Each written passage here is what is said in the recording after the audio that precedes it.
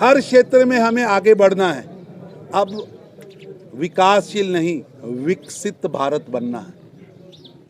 आज पर्यावरण में भारत नेता है विश्व का, आज शांति में भारत विश्व का नेता है, आंतरिक और बाहरी सुरक्षा में हम आज दुनिया में एक गारंटी वाला राष्ट्र बने हैं। चाहे अपने देश के अंदर नागरिकों की सुरक्षा की बात हो और चाहे विदेश से अपने नागरिकों को रेस्क्यू करने की बात हो, वो सूडान हो, चाहे वो सऊदी का कोई देश हो, तो चाहे यूक्रेन रूस का युद्ध हो, हमने अपने नागरिकों की सुरक्षा की है। इसलिए ये तीन परिवार जो लगातार जम्मू कश्मीर को पीछे फेंकना चाहते थे, अब इनकी दाल गलने वाली नहीं है।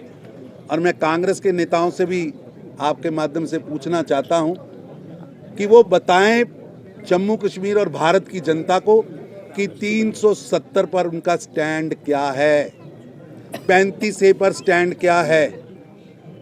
वो अगर एनसी के साथ, पीडीपी के साथ कोई गठबंधन में है तो वो बताएं कि 90 के दशक को दहकते शोलों पर जिन्होंने फेंका था और जिसमें वो भी लिप्त थे, उनका स्टैंड क्या है, जनता जानना चाहती है। कल कांग्रेस ने मैनिफेस्टो लागू किया है, अपना जारी किया है।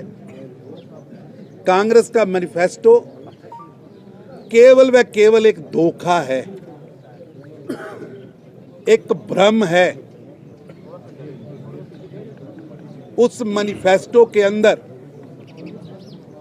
मेरे को तो वहां फोटोएं देख के लगा कि विदेश की फोटोएं, पता नहीं डिजाइन बाहर से हुआ है,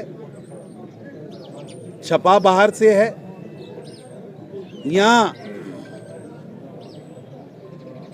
लिखा बाहर में गया है।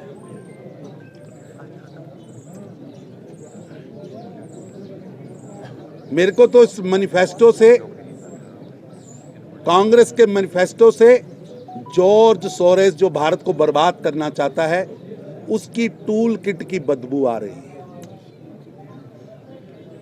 टूल किट की बदबू आ रही है। जिनके पास भारत के विकास की फोटोएं नहीं है, जिनके पास भारत के विकास की सोच नहीं है, जिन्होंने देश की आज़ादी के बाद लगातार 5 दशक देश पर राज किया, आज वो बदलाव की बात कर रहे हैं। जिनको मौका देश की जनता ने सबसे ज़्यादा दिया और उनके पास कोई एजेंडा नहीं था, उन्होंने कुछ किया नहीं, जिनके लिए केवल व केवल लूट तंत्र ही, भ्रष्टाचार ही जिनकी नीतियां रहा है और इतिहास रहा है। और इन तीन परिवारों के लिए मैं फिर रिपीट कर रहा हूं, मुफ्ती परिवार, अब्दुल्ला परिवार और नेहरू गांधी परिवार के लिए केवल उनका परिवार ही देश है। और दूसरी तरफ नरेंद्र मोदी जी के लिए 140 करोड़ भारतीय उनका परिवार है। मोदी जी के लिए 140 करोड़ भारतीय परिवार है। और इन तीन परिवारों के लिए बड़े अब्दुल्ला साहब, छोटे अब्दुल्ला साहब, उससे छोटे अब्दुल्ला साहब, मुफ्ती साहब, बहन मुफ्ती साहब, अब छोटी मुफ्ती साहब, नेहरू साहब, गांधी साहब, ये पूरा, ये ऐसे लोकतंत्र होता है क्या? लोकतंत्र में जिन्होंने अपनी पार्टियों के अंदर लोकतंत्र का गला घोटा हुआ है, जिनकी पार्टियां शाही दवाखाने की तरह चल रही हों।